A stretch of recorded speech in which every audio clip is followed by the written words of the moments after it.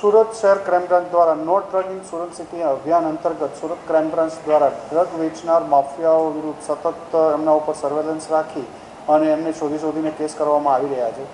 એ જ અભિયાન અન્વયે કાલ સુરત ક્રાઇમ બ્રાન્ચના પોલીસ ઇન્સ્પેક્ટર આર.આઈ. જાડેજા અને એની ટીમને એક માહિતી મળી હતી કે પાંડેસરા વિસ્તારમાં ગુજરાત હાઉસિંગ બોર્ડના એલઆઈજી ક્વાર્ટર્સના ધાબા ઉપર જે હાઇબ્રિડ ગાંજો છે, ઓજી તરીકે જે ઓળખાય છે, એની એક ડિલિવરી થનાર છે. અને આ બાતમી અનુસંધાને ક્રાઇમ બ્રાન્ચની ટીમ દ્વારા પંચો સાથે, સરકારી પંચો અને સાથે એક રેડનું આયોજન કરવામાં આવ્યું હતું. અને ક્રાઇમ બ્રાન્ચની ટીમ દ્વારા એક સફળતાપૂર્વક રેડ કરતા બે ઇસમો પકડી પાડવા આવ્યા હતા.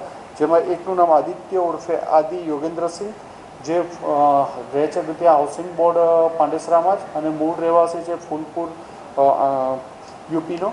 અને સેકન્ડ જે માણસ પકડાનો પિયુષ ઉર્ફે કલ્લુ ગુલાબભાઈ પટેલ, એ પણ ત્યાં હાઉસિંગ બોર્ડમાં જ રહે છે અને મૂળ રહેવાસી છે રાજવાડા એમપીનો.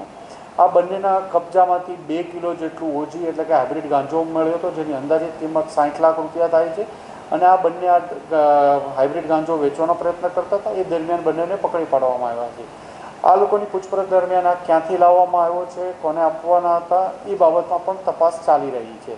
આવી રીતે સુરત ક્રાઇમ બ્રાન્ચ દ્વારા એક ઓજીનો 2 કેજી જેવો મોટો જથ્થો પકડી પાડવામાં આવ્યો છે. 2 આરોપીની ધરપકડ કરવામાં આવી છે અને નજીકના સમયમાં આની સાથે સંકળાયેલા અન્ય લોકોની પણ પૂછપરછ કરવામાં આવશે અને ધરપકડ કરવામાં આવશે. ક્યાંથી લાવતો હતો, કેટલા સમયથી લાવતો હતો, એ તમામ બાબતો ઉપર ક્રાઇમ બ્રાન્ચ દ્વારા તપાસ ચાલી રહી છે.